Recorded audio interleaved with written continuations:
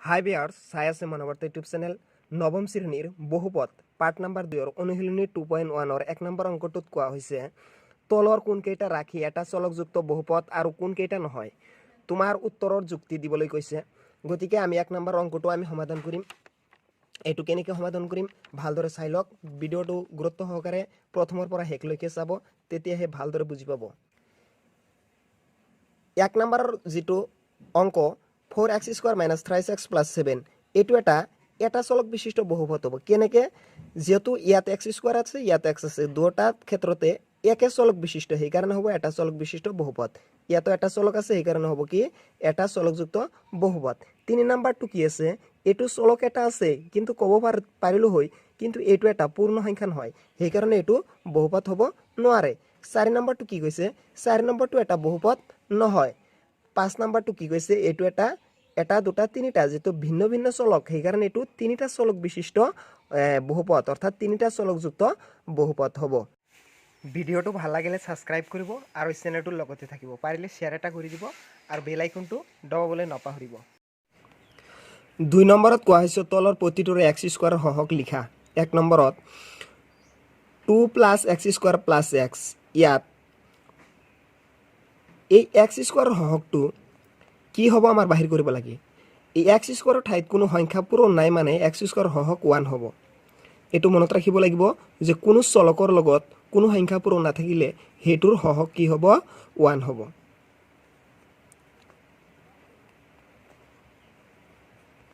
x² সহগ = 1, x² সহগ 1। 2 নম্বৰত কোৱা হৈছে 2 - x² + x³ ইয়াত কি হ'ব, x² সহগ ইয়াত একোৱে নাই, কোনো সংখ্যা পূৰণ নাই, মানে x² সহগ কি হ'ব -1 হ'ব, যেহেতু মাইনাস আছে। x² সহগ কি হ'ব -1, গতিকে এই -1টো লিখিব লাগিব। তাৰপিছত 3 নম্বৰটো কি, 3 নম্বৰটো লক্ষ্য কৰিলে দেখা যায় x²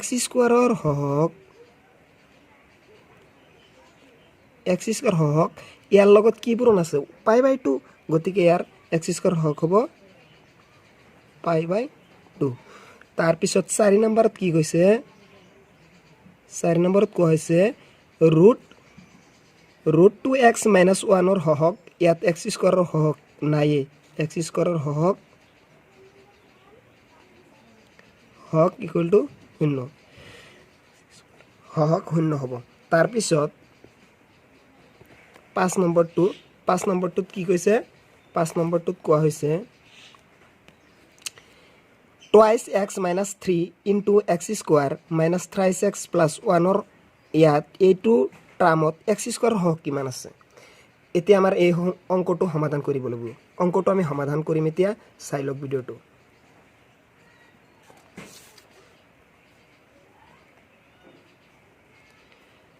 যেহেতু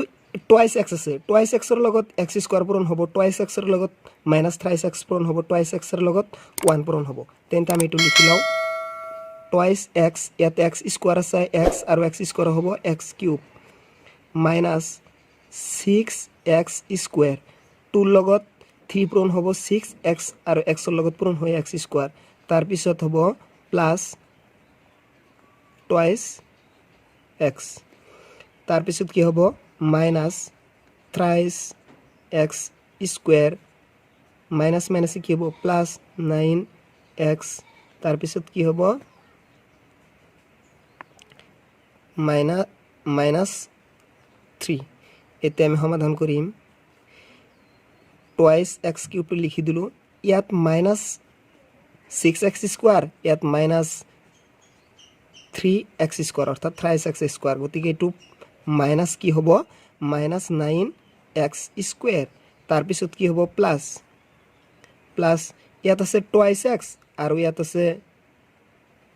9 হ'ব 11x, তাৰপিছত কি হ'ব -3। এতিয়া আমাৰ লক্ষ্য কৰিব লাগিব এই x² ঠাইত সহগটো কি আছে 9 আছে, গতিকে x² সহগ যদি 9 হয় তেন্তে এইটো মাইনাস আছে, সেই কাৰণে কি হ'ব 5 নম্বৰত যে x² এক্স স্কোয়াৰৰ হহক ইকুৱেল টু কি লিখিব লাগিব -9 এইটোৱে সমাধান 3 নম্বৰত কোৱা হৈছে 35 মাত্ৰাযুক্ত এটা দ্বিপদ আৰু 100 মাত্ৰাযুক্ত এটা এক পদৰ একোটাকৈ উদাহৰণ দিয়া ইয়াত আমি এটা দ্বিপদ গতিকে ইয়াত লিখিবলৈ হলে কেনেকৈ লিখিম মাত্ৰাযুক্ত এটা দ্বিপদ ইয়াত লিখিব পাৰি আমি সাপোজ 2 দিলু 2 লগত ইয়াত x ৰ মাত্ৰা কিমান হ'ব লাগিব 35 মাত্ৰাযুক্ত গতিকে 35 এটা কি লিখিলো এটা দ্বিপদ হৈ গল আৰু 100 মাত্ৰাযুক্ত 100 মাত্ৰাযুক্ত মানে কি 100 মাত্ৰাযুক্ত হ'বলৈ হলে ইয়াৰ মাত্ৰা মানে ঘাত 100 হ'ব লাগিব ইয়াত কিতাপত দিয়া আছে √2y ৰ মান কিমান হ'ব suppose √2y x y z যি দিওক যেটো কিতাপত আছে এটো আৰু দি দিলু লৰা ছোৱালী সকলে এটো লিখিছে আৰু দি দিলু সহজ হোৱাৰ কাৰণে এটো লিখি দিলু 4 নম্বৰত কোৱা হৈছে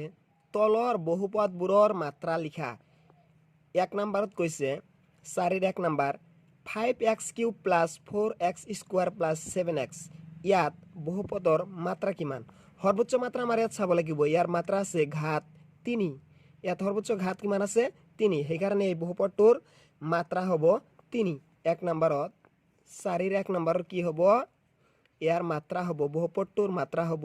ইমানখিনি লিখিব লাগিব যে বহুপদটোৰ মাত্ৰা হ'ব বহুপদটোৰ মাত্ৰা 3 তাৰ পিছত 2 নম্বৰত কোৱা হৈছে ইয়াৰ মাত্ৰা কিমান হ'ব ইয়াৰ মাত্ৰা যেহেতু ইয়াৰ ঘাত কিমান হ'ব সৰ্বোচ্চ ঘাত হ'ব 2 গতিকে এই বহুপদটোৰ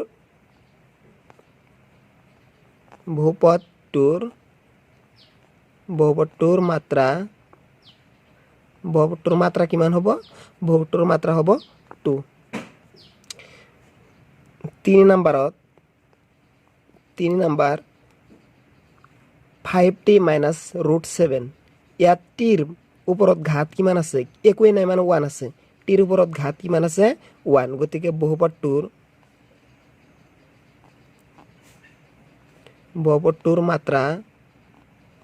মাত্ৰা কি হ'ব 1 আৰু 4 নম্বৰৰ বহুপদটোৰ মাত্ৰা কিমান হ'ব বহুপদটোৰ মাত্ৰা হ'ব 0 ইয়াত কি হ'ব 4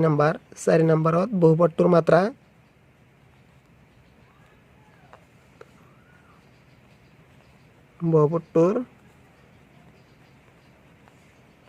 ইকুৱেল টু 0 মানে একোই নাই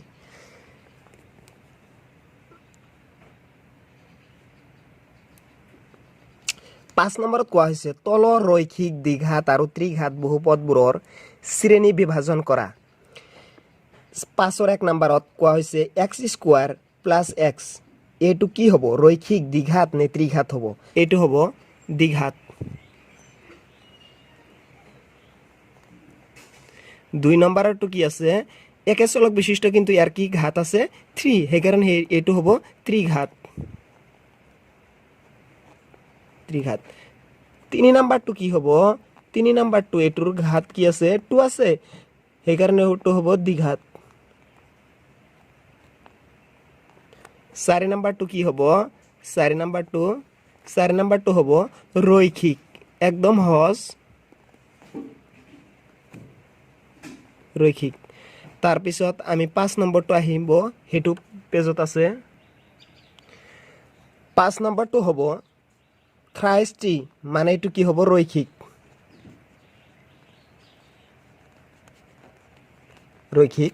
তার পিছত 6 নাম্বারটো কি হ'ব 6 নাম্বারটো যেহেতু r² আছে এটো যেহেতু 2 আছে ঘাত সেই কারণে হ'ব এটো দ্বিঘাত 7 নাম্বারটো কি হ'ব 7 নাম্বারটো হ'ব যেহেতু এটোৰ ঘাত আছে 7x³ সেই কাৰণে এটো হ'ব ত্ৰিঘাত এনেকুৱা ধৰণৰ ভিডিও ভাল লাগিলে সাবস্ক্ৰাইব কৰিব আৰু আমাৰ চেনেলটোৰ লগতে থাকিব